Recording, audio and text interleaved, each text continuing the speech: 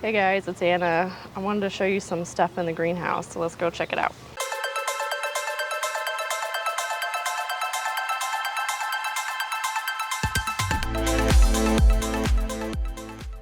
As you can see, it's pretty full looking. I've got almost every space taken up, except for on the white plastic. There's jicama on there right now with the artichokes. The artichokes are gonna stay. The jicama I'm gonna move back over to that spot where my pink sweatshirt is once the watermelon come in. But as you can see, I don't have any more room. The plan is to move all those onions out to the cold frame, which is that guy out there. I don't know if I'll get to it today, probably tomorrow. But I did want to show you the cauliflower are getting their adult leaves, as I like to call it. So yes, right here. This is Candied Charm. And you can see, so these leaves are actually called cotyledon. They are kind of like embryonic leaves is what I read. So these leaves will eventually fall off. And then these are what I'm calling the adult leaves, which is the leaves that you would normally see on cauliflower.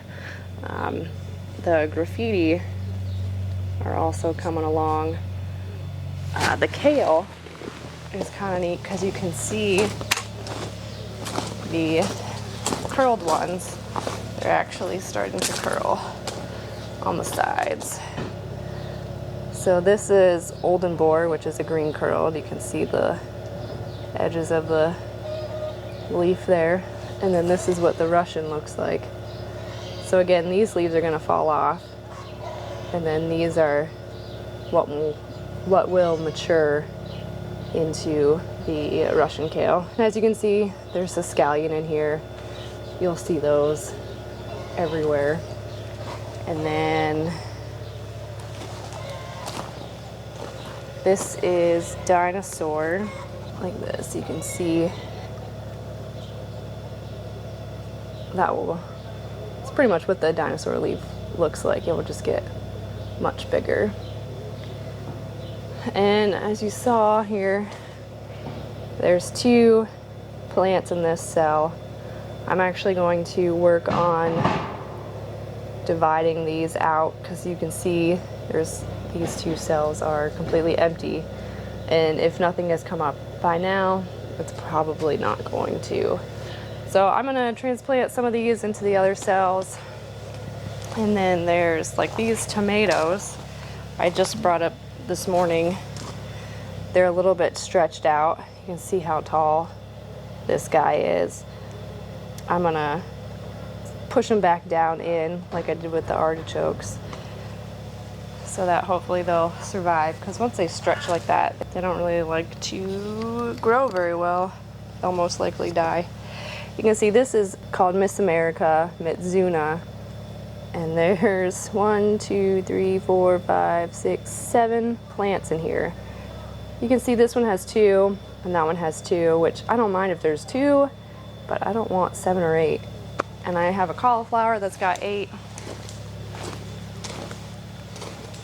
See over there where there's a bunch gathered together. I'm gonna pull those apart. The reason I'm gonna do it now is because when we transplant, there's 8 in there. They probably won't get big enough, and then to pull them apart while transplanting, it's just a pain in the butt. You have to slow down or stop, go back, fill in the ones you missed. So yeah, that's why I'm gonna do that. I did want to show you the artichokes. They're actually doing pretty well. This is the most I have seen come up. So what I did is I left them in the germination room a little bit longer, waiting for more to pop up, and then I watered every other day. And then once I brought them up here, I put the plastic down and some heat underneath the tables to kind of keep it warm. It's saying right now it's about 85 degrees in the soil. And then I just water once a day. I mean, you can see some of these cells are a little bit dried out on the edges, but the artichokes themselves look pretty good. Like this guy. I mean, he's standing up tall, he's pretty strong. Same with this guy. He probably could have used a little more water this morning. And then this guy, as you can see, he's probably not going to make it. He may have gotten too much water, and then there could have been a little too much heat. So same with this guy. I don't know. Hopefully he'll make it. So those are the artichokes. They're looking pretty good. There's a few more popping up. So once all of them have popped up, I'll move them out into the cold frame out there and leave them out there for 10 days when it's below 50 degrees, because most artichokes are grown in California and they're a perennial, that's how you say it. So they can grow back each year for a couple of years. And so we don't do that because the winters are too harsh and it kills them. So yeah, we kind of gotta treat it like we're in California. So their winters don't get that cold. So when it's springtime here, we can put them outside and they can think it's wintertime, and then they'll start producing. I wanted to pop in here real quick and show you the white artichoke that we dug up the last time. It's in this cell right here, and as you can see, it's pretty much shriveled up. It's brown around the edges. It's not looking real good, obviously. It's not going to get any better. So that's what happens with the white artichokes. Since being up here, I haven't noticed the other 4. So I don't even know where they are. They probably look like this, and so they're kind of camouflaged in with the media. So yeah, that's what it looks like after, I don't even know how many days ago it was that I dug it up. So yeah, not very much hope for those. But other than that, they're looking pretty good. So we're about 50% in most of these flats. Some of them might be a little more than that, which I think is pretty good. Last year I planted 30 flats, so 15 of each variety, and I only got a total of 3 flats worth of artichokes. It was pretty ridiculous. This year's looking pretty good so far.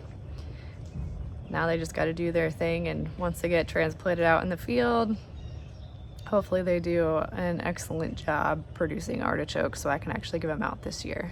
Got jicama over here. I decided to move it to where the plastic is, hoping that more would pop up, because they're kind of taking their good old time and they like the warmer temperatures as well. I've also only been watering these guys once a day because they don't really like a whole lot of water. And then we got peppers down here and some more tomatoes. I brought these up this morning. And along that whole wall is all peppers and tomatoes that I moved on. A lot of them on Friday, some on Saturday, and a few more on Sunday. So yeah, I don't have a whole lot of room. My germination room is, it's not that full. It's about half full. But as you can see, I have nowhere to put them.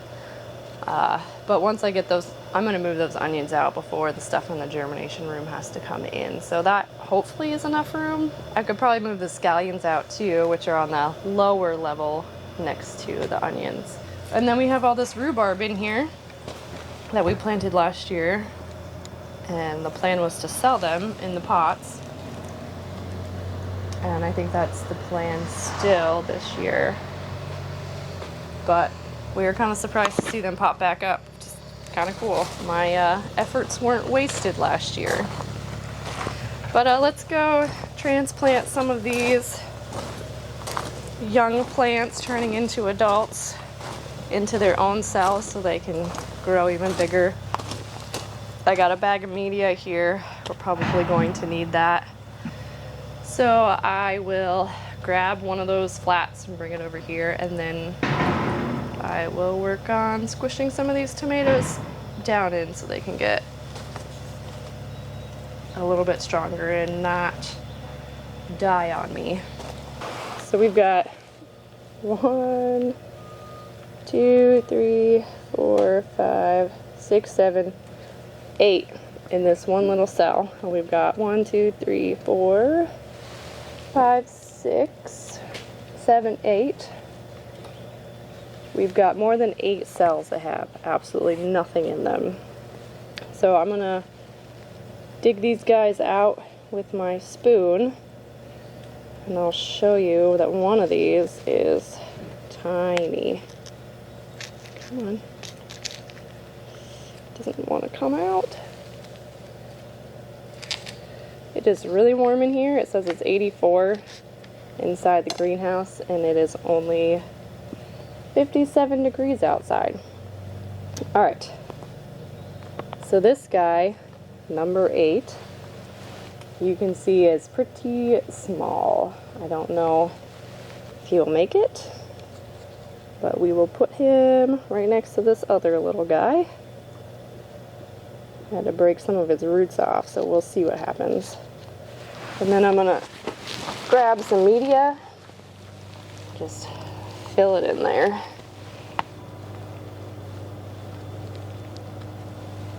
Alright, that's number 1. I was hoping the roots weren't gonna be quite this developed yet. But hopefully we'll get to move these out into the cold frame next week. So then I'll have a little more room. So everything from here that way should be able to go out into the cold frame.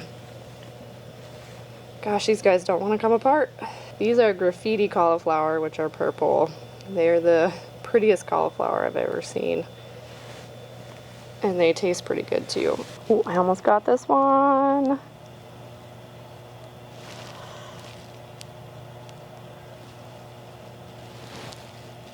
There we go. There's that one.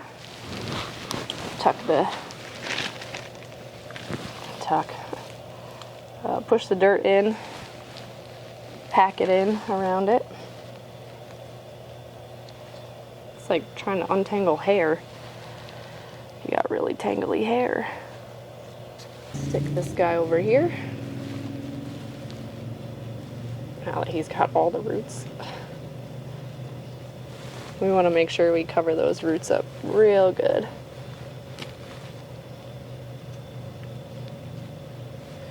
Alright, now I just have these 2 guys. I'm just sticking my finger down in and wiggling it around in a circle to make a hole to fit the plant into.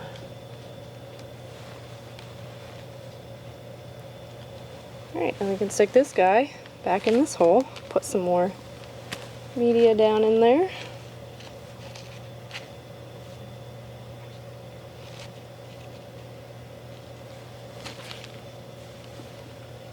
Alright. I don't think there's any more duplicates in this one. I'll just double check here real quick. Alright. No more duplicates in there. While we're here, I'll show you guys how I do these tomato plants. Is you want to be really careful. You're going to look for the ones that are really tall and they've got more whitish color on the stem, whereas these ones are kind of more purpley green. Sometimes it's hard to distinguish, but you can really tell by how tall it is. What I'm going to do is carefully, you want to make sure you don't snap or bend the stem, because once you do that, it's pretty much done with. So sometimes I'll just push down with one finger, like right next to the plant. Sometimes I'll take 2 fingers, which I'm going to do this one. And then just push the media around it. Try to make sure it's not on the edge of the cell. And then grab some more media to put around it.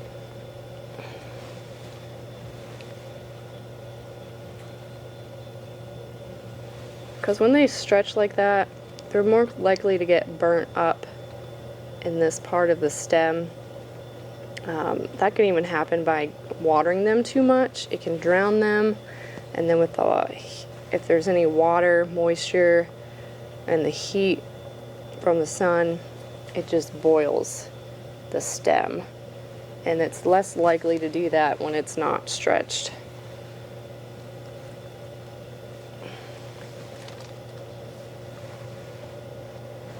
And even though I don't really like tomatoes, I don't like eating them, I don't like picking them, we still need to have a tomato crop because you guys probably like tomatoes.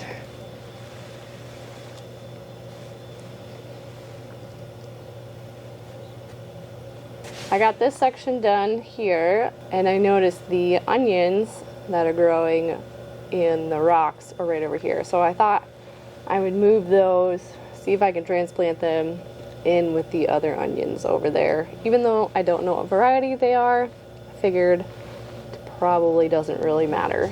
So right here are the onions. As you can see, they're kind of mangled a little bit. That's from me watering in the hose, getting drug over them. So let's see if we can dig these guys out and move them with the other onions. Let's see what we can do here. Goodness, there's a lot more rocks here than I thought there were. Should have put some gloves on. I have been watering these a little bit. Actually decent sized. Come on.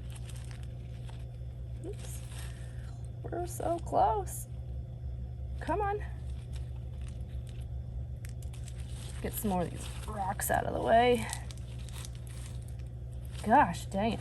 It's deep. There's a section of root going this way and a section of root going this way. Oh, got some of it. These roots are long, holy moly. Just trying to pull out the roots individually. Oh my.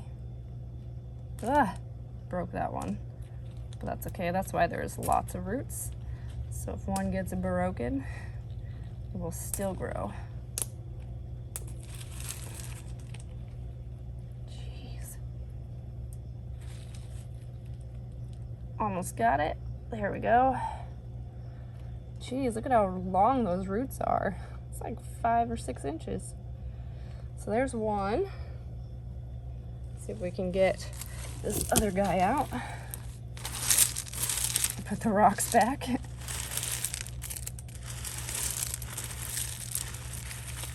Oh man.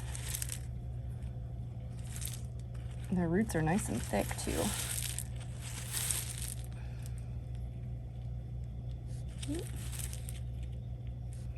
Here we got that one. Root. I feel like I'm on an archaeological dig here. I can see the ground cover right here. Oop. Ah. There we go. It's got about the same length of roots. Oh, it smells like an onion. I love the smell of onions. They're so delicious. Put the rocks back. And we'll go try to put them in one of the flats over there. All right, I got my onions here. And as you can see, they've got some pretty good fatness to them. Much fatter than the ones that are in these cells. With the roots being this big, I don't know if this is gonna work, but we shall see. If I can cram all the roots in here, probably not sufficiently. I should have grabbed some. I'll have to grab some media. There's that one. Put the other one in this hole.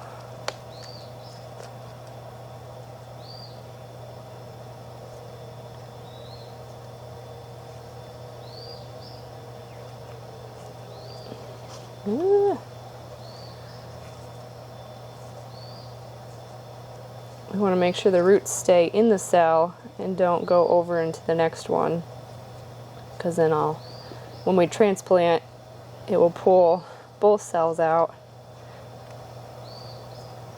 and then the holes that we plant them in are really small, so it's kind of hard to get 2 cells worth in one hole. I mean, it's not a big deal if there's nothing growing in this one, but just cover these up with some media and see what happens. Planted these in with candy. They're either probably a candy or a Highlander, but I have really no clue as to what they are. As you can see, things are really starting to come along, and pretty soon the cold frame and the greenhouse will be full, but hopefully we can start transplanting things out in the field before that happens. Like and subscribe for more, and we'll see you next time, and enjoy your day. Bye.